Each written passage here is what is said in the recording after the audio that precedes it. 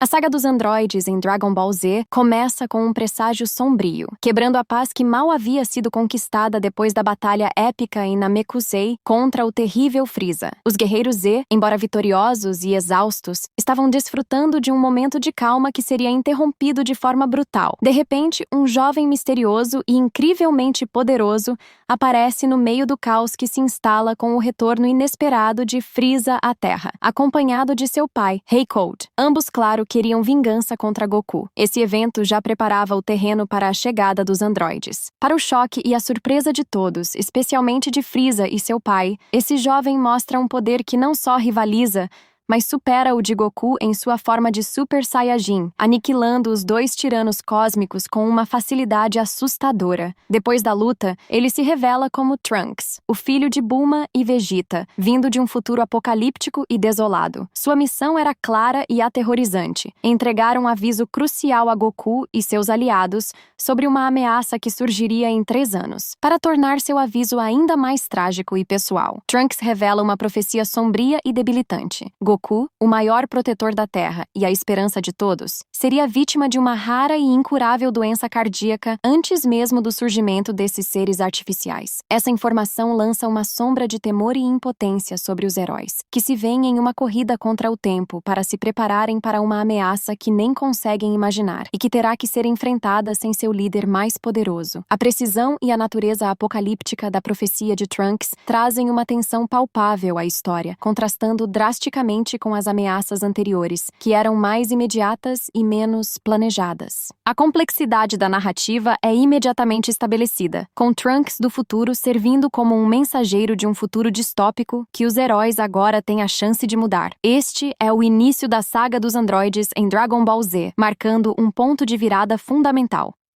Quando a data fatídica finalmente chegou e a energia maligna dos androides foi detectada, a tensão atingiu seu ponto máximo. Para a surpresa e confusão de todos, os androides que surgiram eram diferentes daqueles descritos por Trunks. Essa diferença inicial em relação à profecia de Trunks já insinuava que algo estava profundamente errado e que a linha do tempo estava sendo alterada de maneiras imprevisíveis. A luta começou com Goku enfrentando o androide 19. A batalha, no início, parecia favorável a Goku em sua forma de Super Saiyajin, mas o terror da profecia de Trunks logo se concretizou. A rara e debilitante doença cardíaca de Goku manifestou-se de forma incapacitante no meio do combate. A cena de Goku, o invencível salvador de Dragon Ball Z, prostrado pela doença, gerou um sentimento de desespero e vulnerabilidade entre seus aliados. Em um momento de pura fúria e orgulho, Saiyajin Vegeta interveio. Ele havia passado os 3 anos anteriores em um treinamento brutal, revelando sua própria e recém-adquirida forma de Super Saiyajin. Vegeta esmagou o androide 19 com uma brutalidade fria, mostrando um poder que chocava até mesmo seus aliados. O androide 20, por sua vez, tentou fugir, mas foi perseguido por Piccolo e os outros. Gero,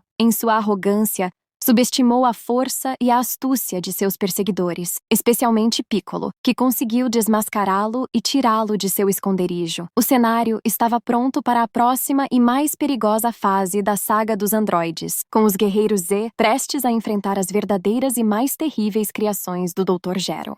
Com os androides agora livres e com uma sede de diversão destrutiva, o verdadeiro poder daquelas máquinas se revelou de forma brutal e humilhante para os guerreiros Z, marcando um dos pontos mais dramáticos da saga dos androides. O confronto inicial foi um choque devastador. O orgulhoso Vegeta, que havia acabado de mostrar sua nova forma de Super Saiyajin ao derrotar o androide 19, avançou com sua arrogância habitual, acreditando que ele seria páreo para qualquer ameaça. O Super Saiyajin, que deveria ser o ápice da Força Saiyajin, foi ridicularizado por uma androide que nem sequer parecia se esforçar, consolidando a androide 18 como uma das vilãs mais formidáveis do arco. Trunks do futuro, o único que conhecia o verdadeiro terror desses androides de sua linha do tempo, tentou intervir para salvar seu pai, mas também foi rapidamente subjugado pelo androide 17. Piccolo e Ten Shinhan também tentaram combater os androides, mas foram derrotados com a mesma facilidade chocante. Ao final do confronto, os guerreiros Z estavam prostrados, humilhados e gravemente feridos, incapazes de oferecer qualquer resistência. Os androides, com o Android 16 os observando passivamente, simplesmente partiram para buscar Goku, deixando os heróis em um estado de desespero e impotência. Essa série de derrotas esmagadoras marcou um ponto de virada na saga, revelando que os métodos de combate tradicionais e os níveis de Super Saiyajin conhecidos não seriam suficientes para enfrentar essa nova e aterrorizante ameaça. Piccolo percebeu que, para superar os androides, ele precisaria acessar o poder total de sua raça. A única maneira de fazer isso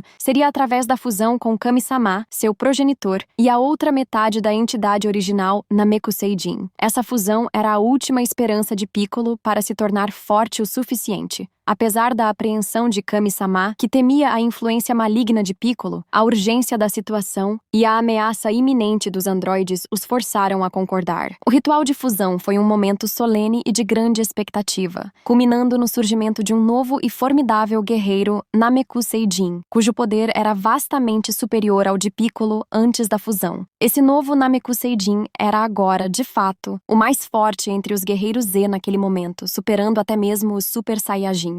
Você que assistiu esse vídeo até aqui e ainda não se inscreveu aqui no nosso canal, saiba que só tem 2 motivos para você ainda não ter feito a sua inscrição. O primeiro seria que você é um inseto desprezível e que não merece nem mesmo a piedade de Kakaroto. E o segundo seria simplesmente o motivo de que você se esqueceu. Se você se esqueceu, eu acabei de te lembrar. Então contribua com o seu like aí no vídeo e ative a sua inscrição aqui no canal. Se não quiser perder sempre que um novo conteúdo for postado, ative o sininho. E para ajudar ainda mais, comente aqui embaixo do vídeo qual sua sugestão para o próximo vídeo do canal.